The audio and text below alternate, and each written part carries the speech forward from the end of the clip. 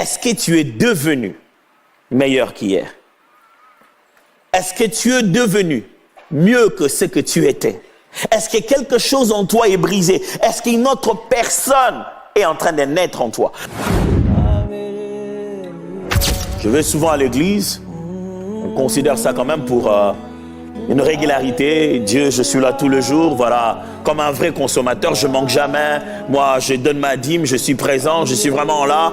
Mais Dieu se dit, est-ce que tu es devenu meilleur qu'hier? Est-ce que tu es devenu mieux que ce que tu étais? Est-ce que quelque chose en toi est brisé? Est-ce qu'une autre personne est en train de naître en toi? Avez-vous déjà vu quelqu'un qui a une voiture qui ne marche pas, qui est en panne, et il prend la partie qui est en panne, laisse à la maison, il prend la bonne partie, il l'amène chez les garagistes?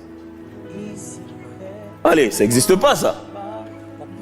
C'est dit non, ça c'est en panne, je laisse, je veux juste amener la bonne partie.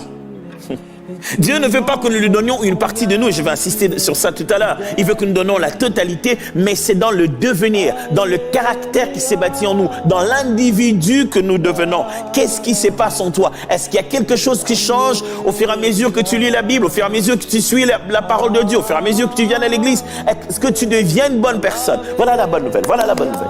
La bonne nouvelle est celle-ci, c'est que nos vies, cette histoire d'argent, de se marier, d'avoir la famille, tout ça là. Écoutez, Dieu n'est pas là à nous faire perdre le temps. Comme ça, c'est énervant et on prie, on jeûne. Non.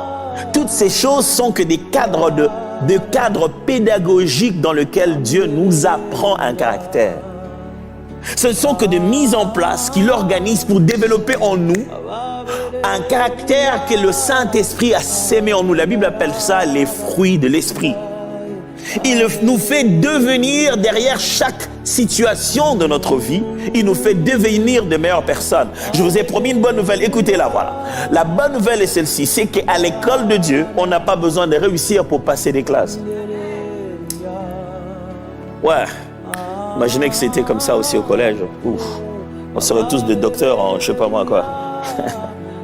Ça signifie quoi? Ça signifie ceci. Quand Dieu veut vous apprendre un caractère, c'est pas parce que vous avez passé le test haut la main.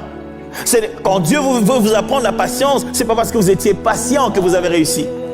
Non, des fois, Dieu, quand il veut t'apprendre la patience, tu échoues lamentablement par ton impatience, jusqu'à ce que tu te rendes compte combien impatient tu es. Et dis, t'as compris maintenant. Et tu te rends compte, oh Dieu, quel genre de personne je suis? Il dit voilà, tu as compris tes limites. Tu sais ce qu'il y a maintenant.